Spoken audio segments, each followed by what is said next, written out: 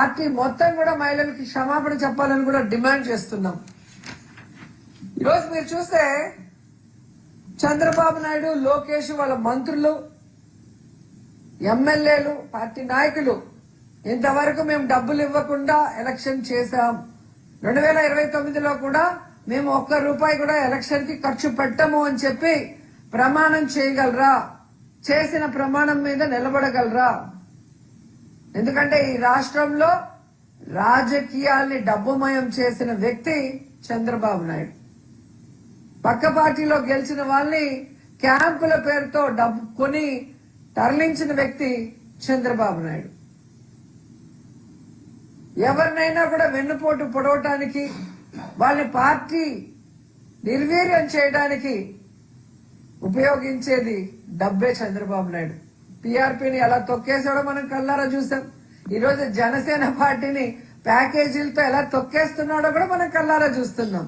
తన రాజకీయ భవిష్యత్తు కోసం ఎవరినైనా నోటుతో తొక్కేయడం చంద్రబాబు నాయుడుకి అలవాటు.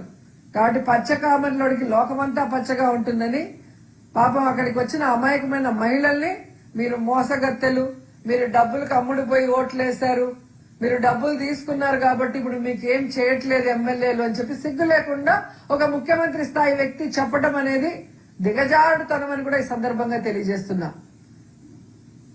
ఓటుకు నోటని నీతులు చెప్పడం కాదు, ముందు నువ్వు ఇచ్చిన హామీలను నెరవేర్చమని చెప్పి చంద్రబాబు నాయుడిని హెచ్చరిస్తున్నాం. ఏదైతే మహిళలకు నువ్వు చెప్పావో 50 ఏళ్లకే ఎస్సీ, ఎస్టీ, మైనార్టీ వాళ్ళకి మీరు పెన్షన్ ఇస్తామన్నారు కదా, అది ముందు ఇవ్వండి. 10 లక్షల వరకు 0 వడ్డీకి రుణాలు ఇస్తామన్నారు కదా, అది ముందు ఇవ్వండి. ఆడబిడ్డ నిధి కింద 18 ఏళ్లు నిండిన ప్రతి ఒక్కరికి డబ్బులు ఇస్తా అన్నారు కదా, అది ముందు ఇవ్వండి. నిరుద్యోగ మహిళలకి నిరుద్యోగ భృతి ఒక్కొక్కరికి 3000 ఇస్తా అన్నారు కదా, అది ముందు ఇవ్వండి.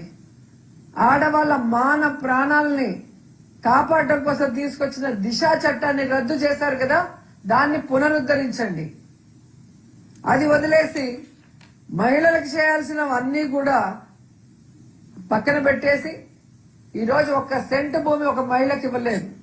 ఇంకా బెల్ట్ షాపులు వీధి వీధిన ఊరూరా పెట్టి ఈరోజు విద్యార్థులు, మైనర్ బాలికలు, మహిళల మీద రేపులు, దాడులు చేసే పరిస్థితిని మీరు క్రియేట్ చేస్తున్నారు సిగ్గు లేకుండా.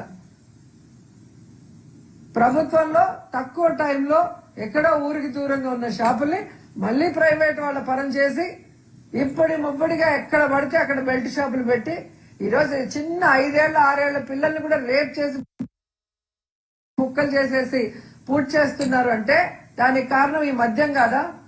మీరు దగ్గరుండి పండిస్తున్న గంజాయి కదా అని అడుగుతున్నా. కుప్పంలో అలాగే హోమ్ మినిస్టర్ ఉన్న ప్రాంతంలో గంజాయి ఎలా పెంచుతున్నారు, ఎలా తరలిస్తున్నారు కళ్ళారా చూస్తున్నాం కదా. మరి ఒక ముఖ్యమంత్రిగా ఉండి మీరు, హోంమంత్రిగా ఉండి ఆమె ఏం చేస్తున్నారు? ఎంతసేపు పక్కనోడికి నీతులు చెప్పడం, లేదా జగన్ గారిని గాని వైఎస్ఆర్ కాంగ్రెస్ పార్టీ నాయకుల్ని బూతులు తిట్టడం తప్ప కూటమి ప్రభుత్వానికి వేరొకటి చేతనవునా అని మేము అడుగుతున్నాం. ఈరోజు మీరు అధికారంలోకి వచ్చిన తర్వాత మీరిచ్చిన ఈ సూపర్ 6, సూపర్ 7 పథకాల కింద మీరు ఇవ్వాల్సిన డబ్బులు 2,40,000 కోట్లు వెల్ఫేర్ ద్వారా. కానీ మీరు ఇచ్చిందంతా 31,000 కోట్లు, అంటే 13% మాత్రమే అలా విధులిచ్చేశారు.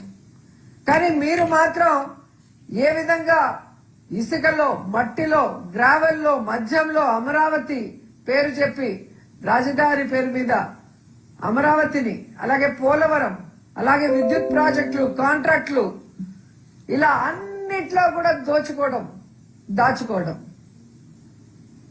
ప్రజల డబ్బుతో ఫ్లైట్లు వేసుకొని ఫారిన్కి వెళ్తారు, కానీ ఎక్కడికి వెళ్తారో ఎవరికి తెలియకుండా సైలెంట్గా వెళ్తారు.